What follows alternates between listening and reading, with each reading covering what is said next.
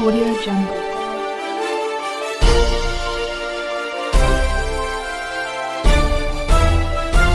Audio Jungle.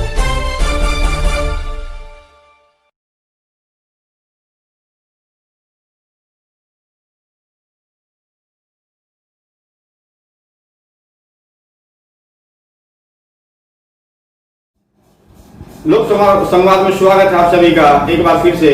आज हमारे एक खास मेहमान मोहम्मद इसराइल साहब जो पोहदी पंचायत से ही संबंध रखते हैं, तो स्वागत है इसराइल साहब आपका लोक संवाद एपिसोड में। धन्यवाद जी। तो इसराइल जी, आपका इनवाइट करने का मकसद ये हमारा था कि आप बड़े बुजुर्ग हैं, पोहदी की सरजमी पे आपने बहुत कुछ अच्छा और बुरा देखा भी है।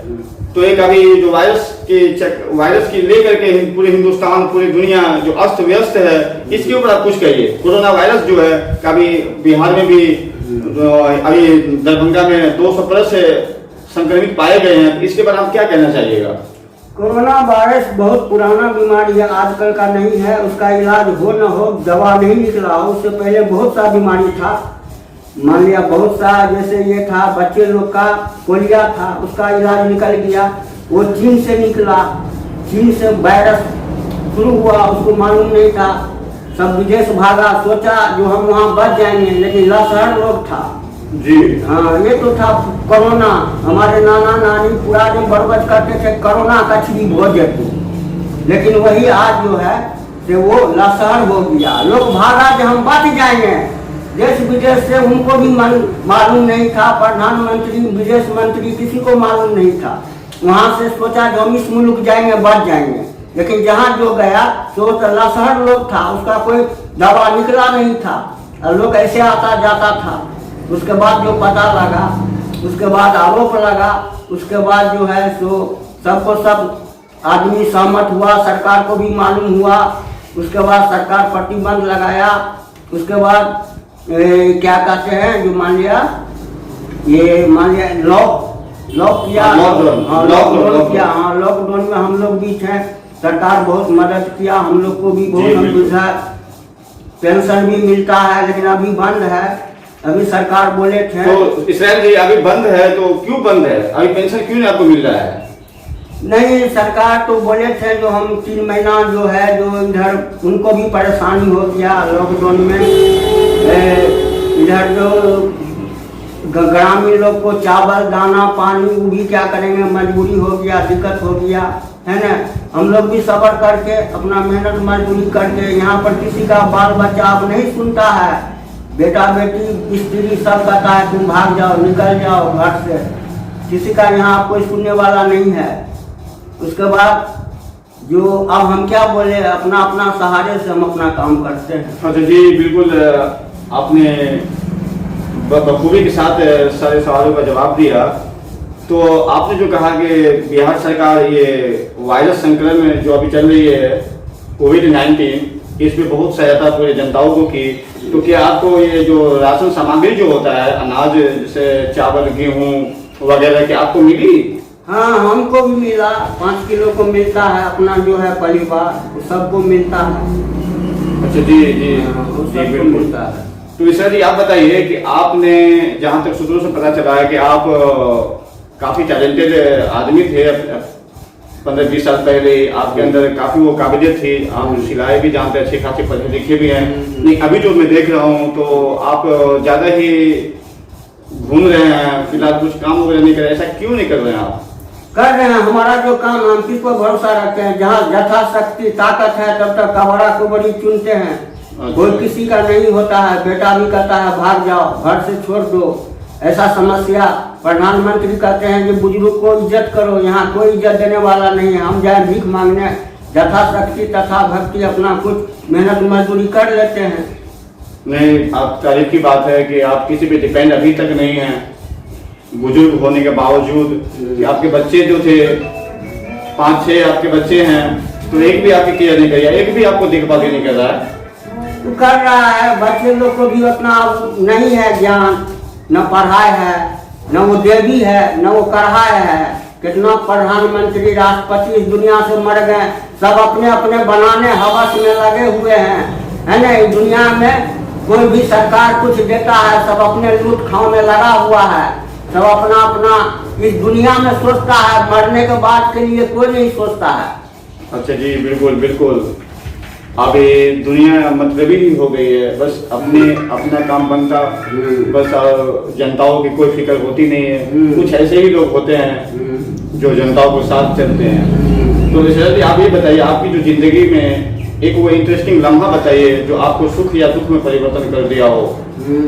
हम सारे सुख दुख झेलते रह गए, किसको कहेंगे, किसको सुनाऊं अपने दिल का हाल, हैं?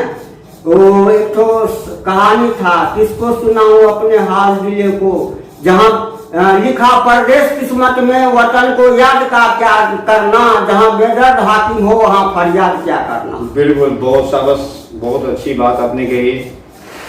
तो इसराइल जी के अभी एक भाई से आपके अबाउट मुझे जानकारी मिली है कि 15-20 साल पहले आप अच्छे खासे इनकम करते थे, आपकी अच्छी खासी प्रॉपर्टी थी, आपके जो भी खानदानी जो परंपराएं जो फिलहाल आप कुछ कमजोर हो गई है आर्थिक स्थिति ना होने की वजह से, इसलिए कि आपके बच्चे वगैरह कुछ पढ़ नहीं पाए, आपने कुछ मिडिल स्कूल तक शिक्षा हासिल करी, उसके बाद कुछ आपका फैमिली बैकग्राउंड कमजोर होता ही गया है। तो ऐसा क्यों ऐसा हो गया? क्योंकि इससे 15-20 साल पहले आपकी स्थिति काफी अच्छी थी, लेकिन अभी कुछ कमजोर हो गया है, इसका कुछ कहानी बताइए जनताओं को। ऐसा जो है ना, जब स्त्री जो होता है शादी ब्याह करके जो आता है ना, शादी ब्याह करके जो आता है तो स्त्री बहुत प्यार करती है। जब वो जो बाल बच्चा जवान हो जाता है तो सब एक मत हो जाता है, तब वो कहता है क्या तुम घर से निकल जाओ, ये तुमको मारेंगे, तुम्हारा क्या कोई यहाँ हक नहीं है, कोई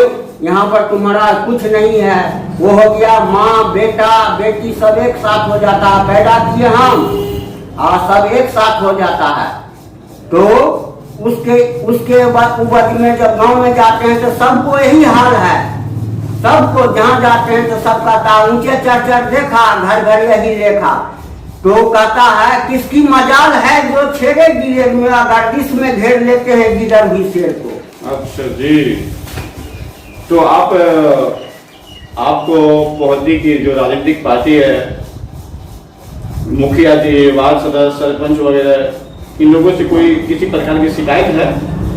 नहीं, हमको सबसे नहीं है। अपना भगवान अल्लाह ने तंदुरुस्ती दिए हुआ है, अपना जहाँ तक शक्ति है तथा शक्ति तथा भक्ति, अपना मेहनत मजदूरी करते रहते हैं, जो ही 2 रुपया पैसा हो अपना कमाते हैं खाते हैं, सब ठोकराता ही रहता है। अच्छा। हाँ, तो कहाँ किसके जाए, कहाँ पंचायत करें। अब वो जमाना नहीं है, न वो दौर है, न वो कड़ाही है, न वो समाज है, सब अपना अपना रुपया लूट पाट में लगा हुआ है। तो हमरे तोरे के पूछो है तो तबलुक चार थप्पड़ लगे के प्रधानमंत्री रुपया फ्लैट कर रहा है, जिसको जेब में जा रहा है, हैं? अब तो हम तो न कोई है, हम बेद आदमी है, हम अपना किसके पास जाए, किसको सुनावे हाल दिले बेकरार की, बुझता हुआ चराग हूँ अपने मजार की। हाँ। तो आप ये कबाल जो आपने बात कही कि जो मैं अभी भी मेहनत कर रहा हूँ, बुजुर्ग होने के बावजूद हमारी जो हमारी जो शरीर की जो अभी ऊर्जा है वो काफी कम हो गई है। जाहिर सी बात है, हम लोग भी आपको देख रहे हैं तो पहले की अपेक्षा आपके अंदर कमजोर हुए होंगे। तो ये आप जो कबाड़ी जो आप चुनते हैं सड़क पे नाली गली में, तो कितना आप कमा लेते हैं एक दिन में? क्या करे, गली नाली में सब कबाड़ी फेंक कर कोनो लोहा लकड़ थोड़े फेंकता है। बोतल जो सरकार बोतल देता है पब्लिक को पानी वाला, वही सब हम चुन लेते हैं। 2-4 किलो होता है, वो भी कबाड़ी का रेट कम हो गया है, जो बिकता था 20 रुपये वो लेता है अब 8 रुपये किलो, तो 100 रुपया हो गया। बैठल कौन देगा, घूमते फिरते 100 रुपया कमा के अपना किसी तरह जिंदगी बसर करता हूँ। तो सर, तो वो 100 रुपये का आप क्या करते हैं? 100 रुपया का अपना खाता पीता हूँ। क्या खाते हैं? जो होता है अपना बाल बच्चा जो है मोहताज, उसमें चाय पानी है, नाश्ता पानी वगैरह, थोड़ा दिया पुता जो आया उसको भी 10-5 रुपया दे दिए। जहाँ कोई भूखा मिल गया, गरीब गुरबा है कोई मांगा, उसको भी 5-10 रुपया दे देते हैं। जब सरकार इतना देती है तो हम भी अपना कुछ जहाँ जो कुछ मिला भूखा दुखा हुआ, हम अपना भी 10-5 दे देते हैं। जी बिल्कुल, बहुत बढ़िया। आप अभी तक काम कर रहे हैं, किसी पर डिपेंड नहीं। अभी इस अवस्था में भी आप मेहनत मजदूरी करके अपने बच्चों को पाल रहे हैं, खुद अपना मेंटेन कर रहे हैं, काबिल तारीफ वाली बात। जीएसएम टीवी आपको हृदय से सैल्यूट करती है।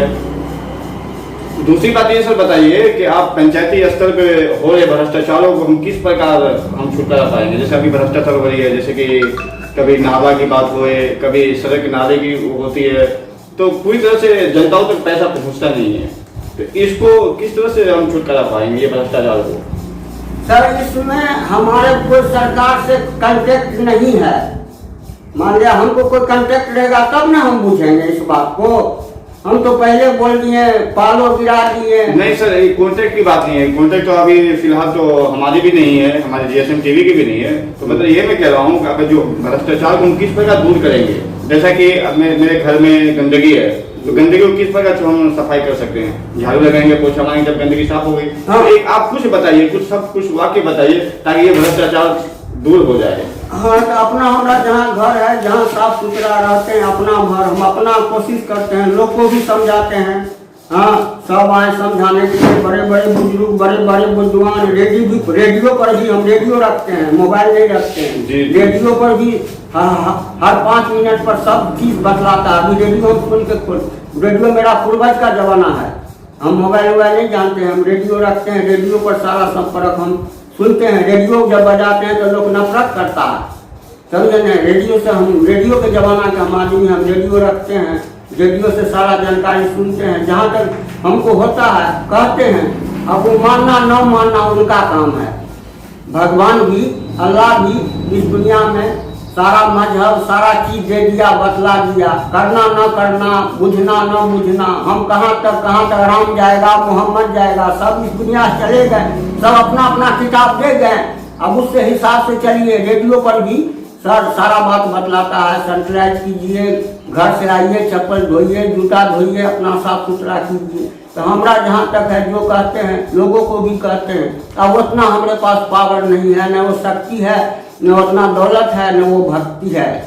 हैं, तो हम क्या करें? जी बिल्कुल।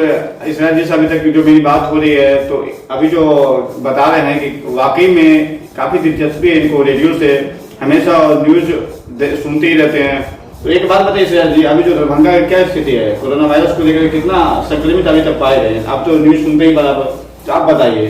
हाँ, दरभंगा में बहुत कम पाया गया। हम रेडियो सुने हैं हर जिला से, दरभंगा में बहुत स्वच्छ है। चलिए भगवान करे ऐसा ही हो कि हमारा मुल्क, पूरी दुनिया ही, भगवान से कहता हूँ, प्रार्थना कर रहा हूँ कि शांति हो, ठीक हो, जो भी वायरस है छुटकारा पूरे आवाम पाए। उसके बाद आप बताइए कि अभी पता चली है कि आज